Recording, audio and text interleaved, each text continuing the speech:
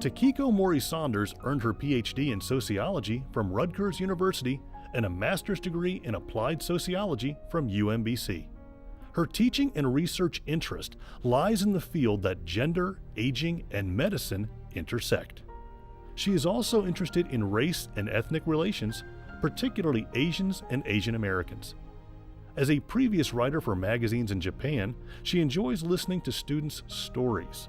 In 2010, she attended the summer workshop in Hawaii on the legacies of the Pacific War, sponsored by the National Endowment for the Humanities. Hi, let's see. My title, Learning the Fluidity of Realities by Examining Museum Representations. Can you hear me? Is that okay? Okay.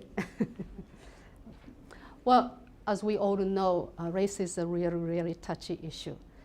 And according to my experience, it's either, well, first of all, our topic was Postracial Society. That was our topic of 2010 Smithsonian Fellowship. And race is really touchy. And according to my experience, it's either really quiet or really wild. So I used to bring a whistle to my classrooms. Yes, students got really wild. And I used the whistle, okay, one person at one time. Keep the traffic in order. So it's a really touchy issue. And I usually teach at the end of the semester. And so did in the fall of 2010. Let's see. Oh, it doesn't move. Okay. You may or may not know, particularly incoming fellows, the spring semester, it's about visiting museums. We get a lecture and a talk and a discussion with the curators. And in the fall, we implement the assignments that involve a museum visit. And that's real work. We worked hard. Visiting museums and having discussions, that's really fun. We all love it, right? We all. But implementing assignments, oh, tough. So let's make it clear. Our objectives were to diversify our teaching styles and to enhance the students' development of critical thinking. Those two were the objectives. And I'm going to explain briefly what I did in my assignment. Well, certainly my assignment was not a perfect one, certainly not.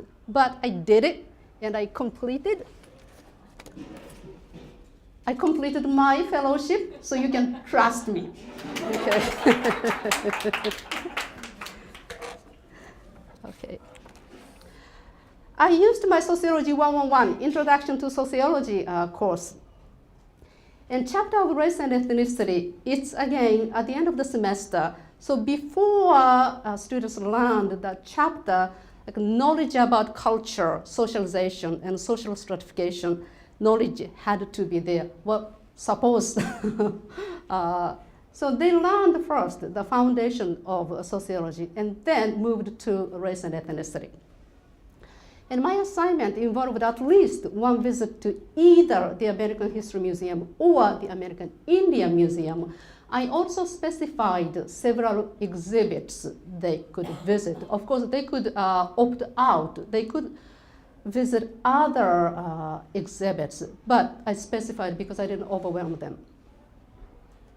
Okay, and assignment had two parts. Part one was relatively simple. It was a reflection paper. Description of the exhibits and observation of their own emotions while they were visiting the museum. And some students visited 2 museums in more than necessary exhibits. And key theories, symbolic interactionism and social constructionism. Okay. So what did they do? They expressed a wide range of emotions, surprise, anger, and being proud of. Let me introduce some anecdotes. Quite many students expressed surprise and shock when they saw the insurance policy document, insurance policy about property damage. In this case, property is slaves.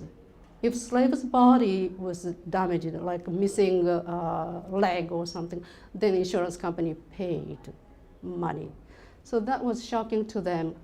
And also, let's see, students who visited American Indian Museum, they were really surprised by the diversity of American Indians. It's not a monolithic entity. They are enormously diverse.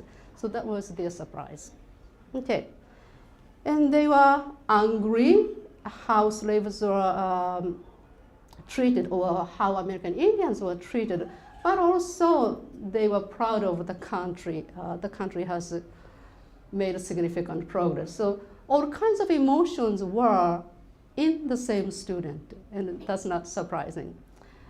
And this part was pretty simple, but I wanted to make it simple because I wanted to tell them, okay, visit there and just describe it. Otherwise, it's kind of harder to get started. So that was a good start. And part one was 20% of the whole project grade. And part two, 80% of the grade, 80% of the project grade, not the course grade. And part two was the real assignment. It's a discourse analysis, examining discourse of post-racial society and evaluating the current situation against the concept of a post-racial society. And I wanted to give them some kind of a framing because it's hard, it's too broad. So I gave three key concepts: racialized society and colorblind society and post-racial society. And I gave some reading materials. But let's see, colorblind society, this concept was developed in the 1960s during the civil rights movement. So this concept is relatively old, and this concept already has a discourse trajectory and not necessarily positive. And post-racial society, as we all know, it's relatively new, so it doesn't have any history.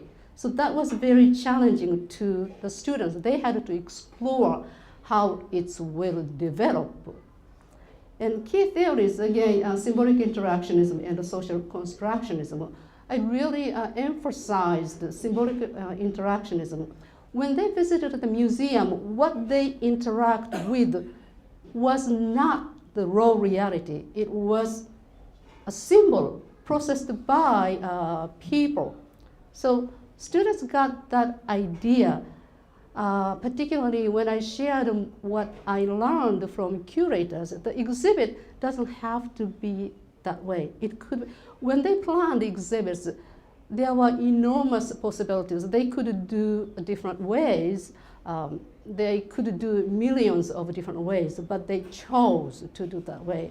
So I shared what I learned, and the students got an idea. Aha, okay, it's a processed symbol. They are interacting with the symbol. Okay. Three concepts. Once again, it's sort of really simplified. Once again, racialized society, we have been racialized even now. And colorblind society, it's a relatively old concept. And post-racial society, it's new. But it doesn't mean chronologically moved that way. We are still racialized. Okay, results of part two. Students really wrestled with the assignment and critical thinking, and pretty much all agreed that we are not post-racial yet.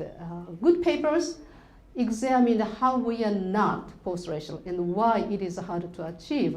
And poor papers, they just claimed that we have made significant progress without doing much analysis. So it's sort of typical, I'm sure you understand.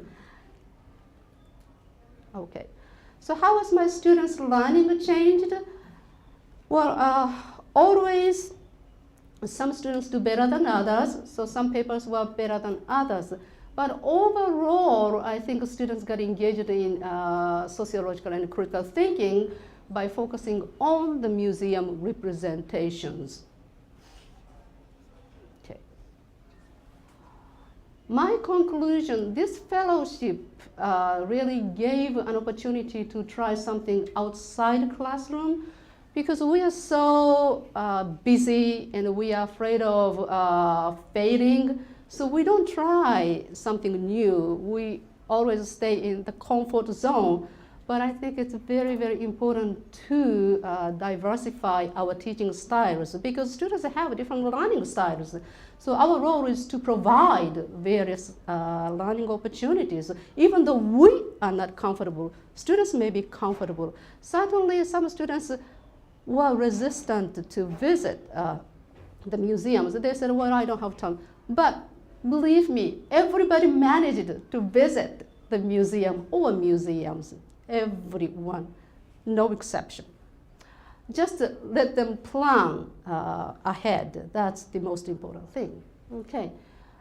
And the museums are the best, particularly the Smithsonian museums are the best texts to analyze using critical thinking, because the Smithsonian Museum is it has a really, really high authority. So students, let's say high school students, they tend to absorb what they watch, but that's not the way of critical thinking. They really have to think that this is the processed reality.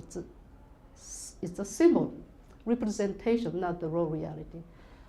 And we don't have to be perfect, but let's try something new and let's expand our teaching styles.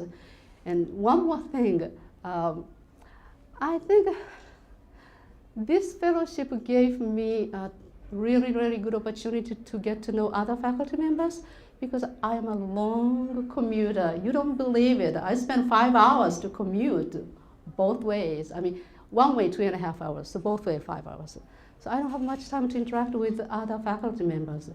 But it's very important to have a sense of belonging, sense of togetherness, that makes our college stronger and cohesive. To me, it was very important. Thank you very much.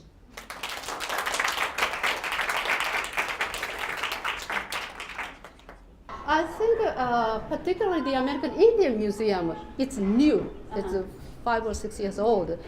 And the curator told, they thought about how to present, how to exhibit.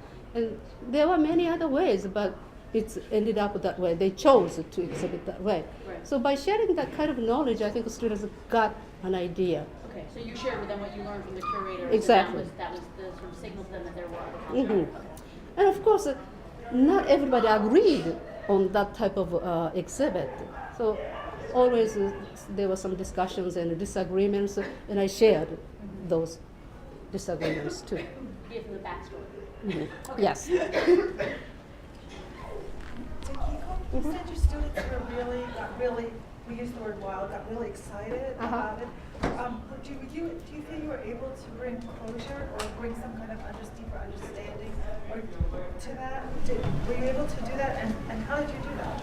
Oh, get excited, that's not about Smithsonian visit action. When we were discussing race issues, yes, they got wild. Mm. And it is hard to control